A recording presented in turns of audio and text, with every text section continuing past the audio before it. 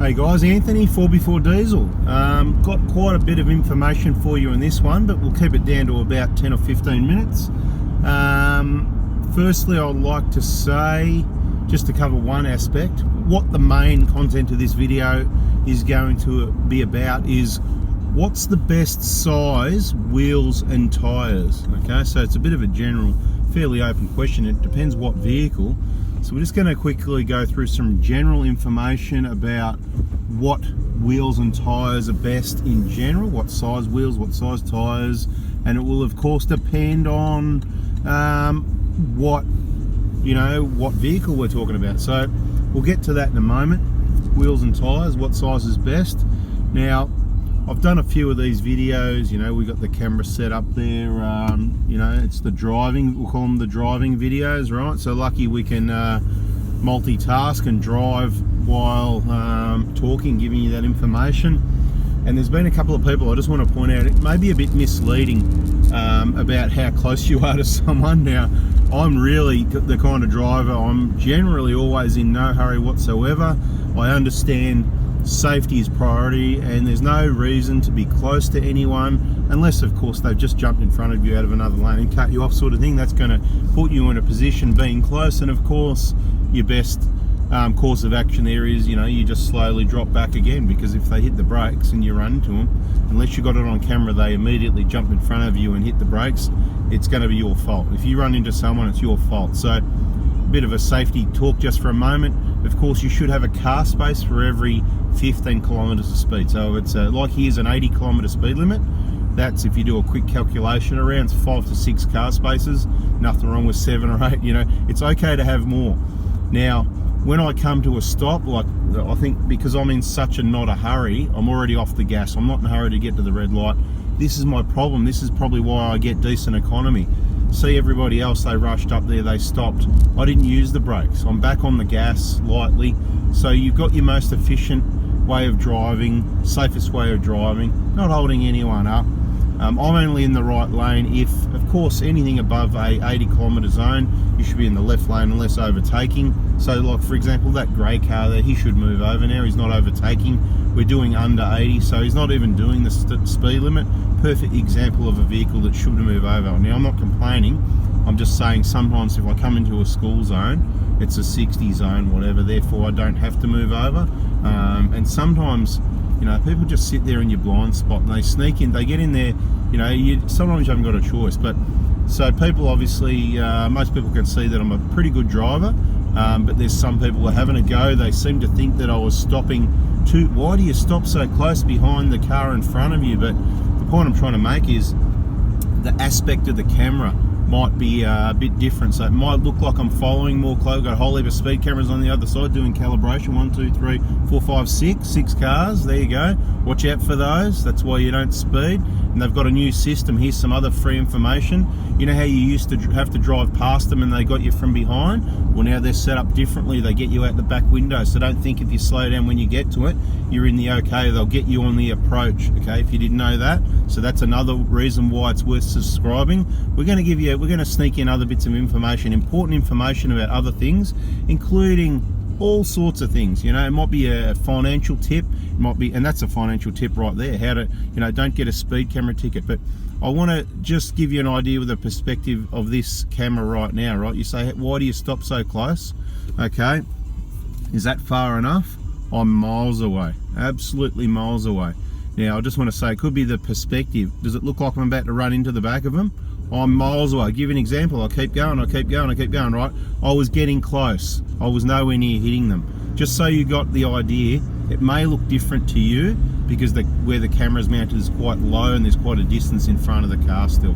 So there's no need to stop close behind anyone. It's always what I was taught.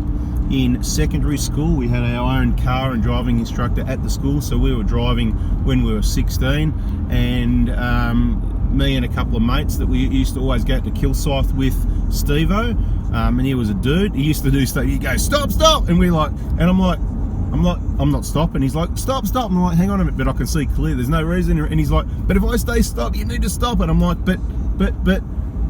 This is the thing, guys. I'm not one of the sheep. I'm like, I can kind of like see when to stop. Okay, I've avoided a lot of things over the years. Anyway, that's another story. What I'm trying to say is, you should always stop far enough back that you can see the bottom of the car's tyres in front of you, and that's a reasonable distance, so that if someone, you know, isn't watching what's going on behind, you know, they're on their phone texting or something like that, and they don't stop and run into you, because if you get pushed into the car in front of you, apparently you get the blame. Now, I'm not going to argue about that one or not, but that's what they say.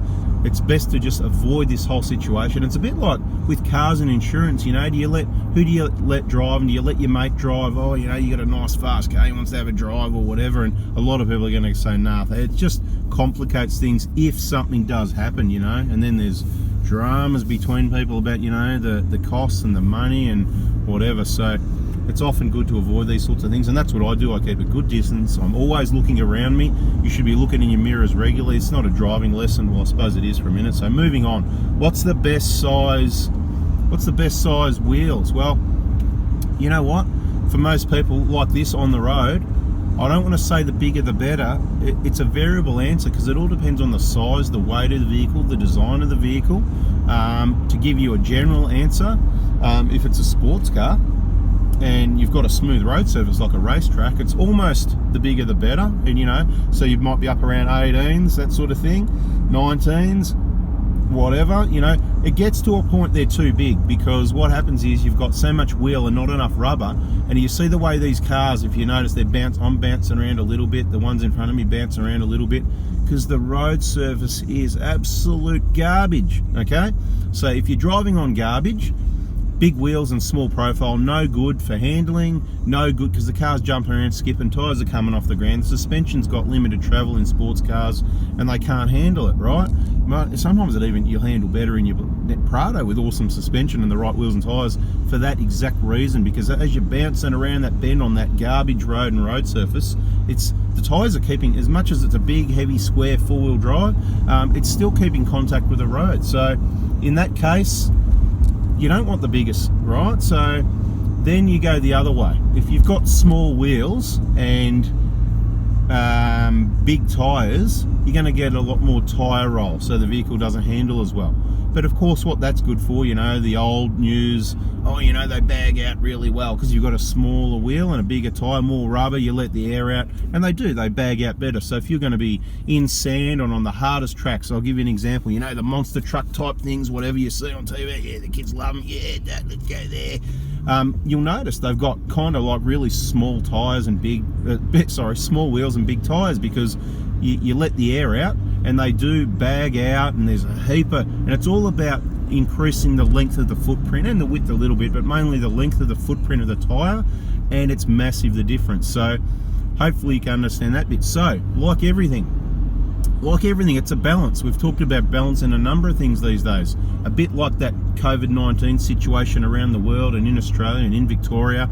You've got to get the balance right. You can't just take advice from the health experts, because it's not just about health. There's economics, there's businesses, jobs, which equals people's livelihoods, because you can say, money doesn't matter and it all doesn't matter, and you can stick your head in the sand and be a sheep and just go along with everything they say, and that's cool, and we need to do things peacefully, of course, but sometimes just because they've got the job or the piece of paper, we've said this before in regards to automotive even, it doesn't mean they've got a brain, or much of a brain, or they can use it right, or they're doing the right thing, you know. And I'm not picking on anyone, but everyone's got different skills, everyone's got different what they're good at, and sometimes, I'm not naming anyone, but you could be a medical health expert, whatever, and it doesn't mean you're the smartest man, the best guy for the job, because you've got the job. It's just the way the cookie crumbles, you know. You've got all the pieces of paper, and you know someone, or someone knows someone, maybe there's a, you know, wink something involved there, so that's why they get the job. It's not necessarily the right person, or, you know, so therefore the right advice. It's not all about the health. It's got to be a balance, okay? Now, so talking about balance, back off the COVID, back onto the tyres, right? The balance needs to be a balance of, okay, we want handling on road, and we want to be able to, you know, let the tyres down. Now, my answer is, if you've got a Prado, you know, we're driving a Prado now, 2019 Prado we're driving now. If you look in some other videos, the other one you'll see me driving in videos is a 2008 120 Prado. Love it, right? It's not going anywhere. Certainly choose that over this. that's another story. You got to watch the other videos. Okay, so the balance. What's the balance? Well, in my opinion, in a Toyota Prado, any Toyota Prado really, let's not go 90 series, they're a bit older. If I say any 120, 150 from whenever they came out, 120s, 2003 in Australia to 2020, the answer is, and what did they come out with in 2003? 17-inch wheels. If you go buy a new one today, what do they come out with? 17-inch wheels. Okay, funnily enough, I like what Toyota do. I like genuine. The evidence is there that the parts and the engineering, the systems work really well for as best as they can do within the emissions guidelines, right? So 17s is the answer. Okay, like I said, there's some general information there to help you understand. 17-inch wheels. Okay, 17-inch wheels. Okay, 18s, what are they good for? Well, they're going to handle a little bit better on road, right? Definitely. More wheel, less tyre, less flex in the rubber. It's going to handle better, and it's still a really good balance. You're not going to have those effects of the rough, bumpy roads and stuff like that. So it is a really good balance still. And you know, if you were to go bigger wheels and tyres, I think it'd be ridiculous in something like a Prado or Hilux. I think 18s is the limit, in my opinion. So if you're mainly on road and you want a bit better handling, then you could grab a set of 18s. You can get them a few places cheap, and anyone that's got them or knows where to get them cheap, I know there's people out there watching that know, please put it in the comments so for the public to know where they can pick up those cheap wheels and tyres or wheels or whatever, any information like that. So that answers that one. You go on the other way. So if you've got 15s, personally I think it's an upgrade to put 17s on. You've got to be careful of the outside diameter size, you know, because the gearing of the vehicle can be different on some vehicles. And to go to tyre size, of course, on the Prados, again, what did they come out with in 2003? 265 65 17. What did they come out with in 2020? 265 65 17. I'm talking GXLs, this type thing generally. The majority, right? The majority got it right. Some of them, you know, some of the earlier GXs had smaller wheels and tyres. Yeah, not a good idea.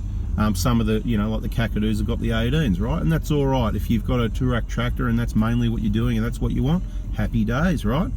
I can smell someone's brakes. Someone's been racing around. Oh, I can see it now behind me. Yeah, smoking up. Truck over here. His rear drums, I can see smoke. I'm looking in the left rear view mirror because I smelt it.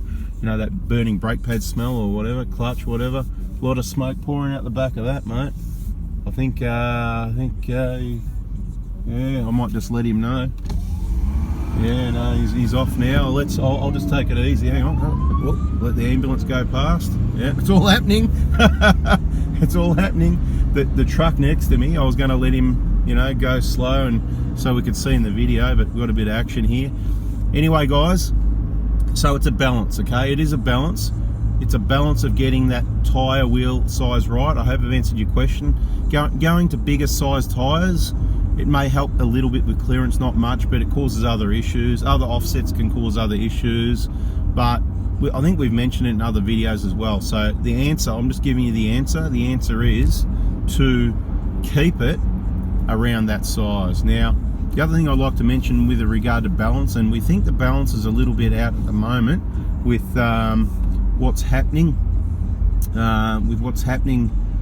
with the COVID-19 situation, and it is certainly affecting people's mental health. And so I just wanted to say, someone's asked me to mention it, and we may talk about it a little bit more in other videos. If you do need help, if you're in Australia and you're struggling with, you know, it's doing your head in, mental health issues, you can make contact with Centrelink and get some help through them, or present yourself to a hospital before it's too late and get some help. Okay, so all right guys, I hope that's been helpful for you. If you got something out, please give us the thumbs up. I told you we'll keep it down to 10 or 15 minutes, and yeah, subscribe and turn that bell on. We'll talk to you soon. Take it easy. Thanks for watching. See ya.